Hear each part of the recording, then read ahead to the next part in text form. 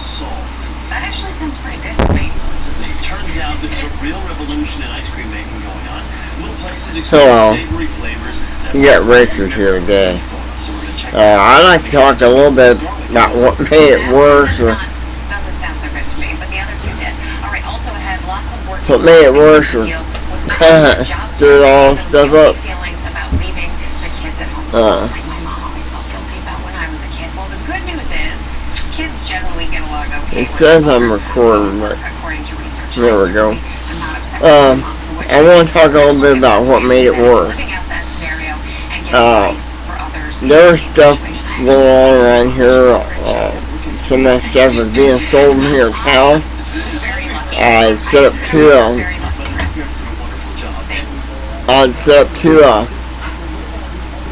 video cameras, security cameras on the outside, and I caught people coming in and chasing my dog with their dirt bike.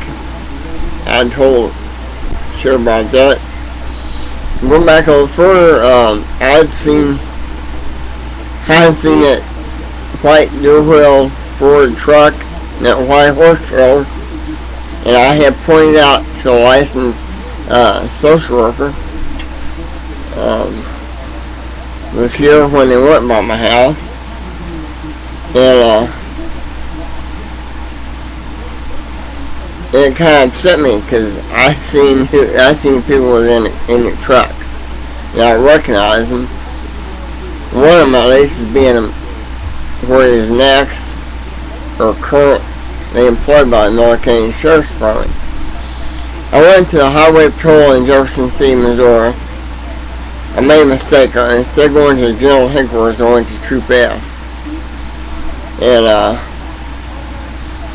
the lady behind desk said, "We have somebody here. They'll talk to you." Well, this officer come out. Yeah, go ahead, Rick. This officer come out, and he didn't act real professional. And when he was talking to me, it kind of got worse.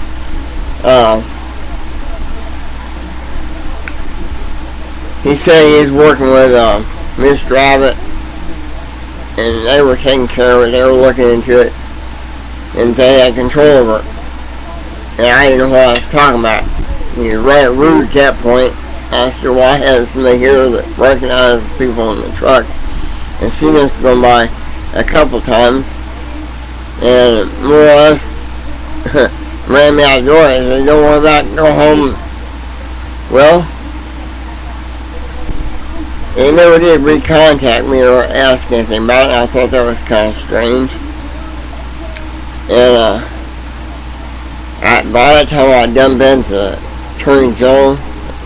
I went to Attorney General of the United States, Department of Justice, the Sheriff's Association. Mr. Nixon was Attorney General at that time. And I went there, and I got emails here at the house. I'll put all these papers up later. From Matt Blunt, who was governor. So now I'll go back down to the Sheriff's Department. Well, in between that time, I went back to Attorney General. I contacted Attorney General of the United States again, and I have emails from them telling me I had to go back down to the Sheriff's Department. Well, what do you do when you're afraid of the Sheriff's Department? They told, when I went back down there, Sergeant Keith told me, well, she kind of got belligerent with me, and the comment was made, "You still he would don't you, Mr. Wingert?" And I didn't reply to her because I had stopped eating with wood the year before that. And then the comment was made, "Well, it'd be a shame if that would catch your house on fire. I'm worried about that. You don't need to be eating with wood." And That made me kind of upset. So I went and said that she said she's going to discredit me. And then there wouldn't nobody listen to me. So I went to University of Missouri. Yeah, lawyer, Rick. The psychoneurology department at Rice. It's where the old Ellis for Shell Hospital sits. And they had some background information because I went to university, and I'd helped make a film by National Head and Spinal Cord Injury Association. It was called Harm's Way, and between 87 and 91, it was required to be seen by anybody that took driver's ed in school. It went national. I seen it on TV once, and so I had my own psychoneurology evaluation, 6-hour evaluation. I think it was $350 an hour, and just for they couldn't say I was had a mental problem.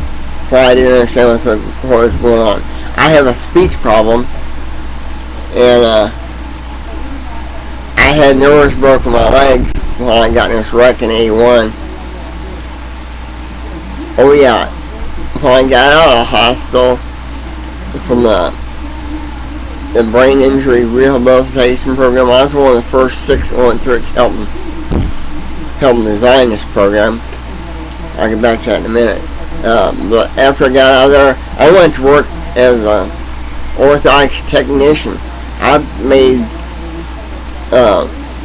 shoes. They get shoes, and I made the braces that went on from the hip down for everybody. Bryco made braces for mid Missouri, and you can't have a mental problem and do that kind of stuff. And anyway, oh man, this gets complicated. Come to find out, well, I went to court a couple times, and once my God, this gets complicated. I found out that this officer, I went to Highway Patrol, went to Troop F in Jefferson City to speak to Highway Patrolman. I found out the person that I spoke to was a Miller County detective. So, I feel lawyer, Rick. that I got a phone call I should answer. I think he was impersonating an officer. If I went to a highway patrol to tell him I seen people that was in the car in that truck stealing cows, and I recognized him, I thought it was kind of funny for him to run me off. But he was an Miller County detective. Now, I called the Department of Justice, the Sheriff's Association, Attorney General of the United States, and they thought if it was looked into, that he could be held responsible for impersonating an officer. Because I went to Highway Patrol to speak to a Highway Patrolman. I didn't go there to speak to a Miller County detective. They're the ones that was doing it. They're the ones I'm afraid of. They was the ones that told me if I didn't drop it, they were going to discredit me. Well, I told everybody, I went to the General Headquarters of Highway Patrol. I spoke to Gregory Smith, Sergeant Gregory Smith. He's now a captain. He told me to go down to Eldon Police Department and speak to Captain Mays. They knew each other.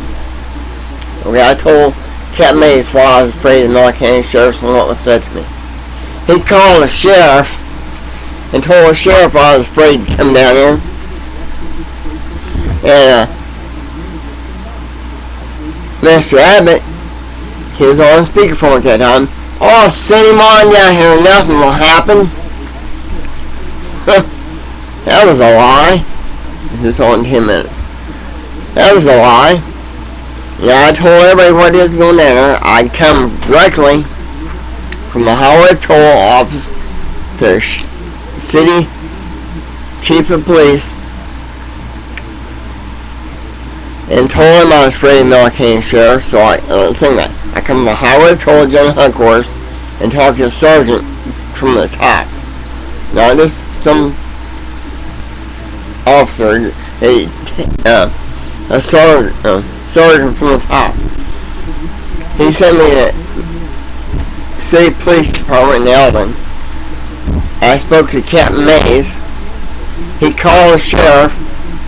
The sheriff says he's afraid, or I told him, and he told the sheriff he's afraid to come down there. Okay, so the sheriff was expecting me. I heard him over speakerphone and say, send him down here and that'll happen. I went down and I walked through the door with papers in my hand that I had signed almost a month earlier when I went down there with lawyer, Rick. okay, that's another word. Yeah. I had papers in my hand I'd signed. Well, they kept losing these papers, and I have papers from Miss Danny Pendleton that I give him a manila envelope full of papers. I got wrote down here, I think there's 1,300 pages in there. I think I'll have to look up how many pages it. But they had all his proof, all his documents. And he went on vacation. He said the statute of limitation went up, but there is no statute of limitation on attempted murder or first degree assault. I was hit in the eye. I think you can see where it's been broke right here. It always looks like that. And I told him about it. But the thing of it is, I've been I talked to attorneys in the United States, the Department of Justice, the Sheriff's Association, and I still get daily updates from the President's office. Yeah, he told me that email I got back, I got it somewhere in my computer on my hard drive. He said you have to go back down to the Sheriff's Department.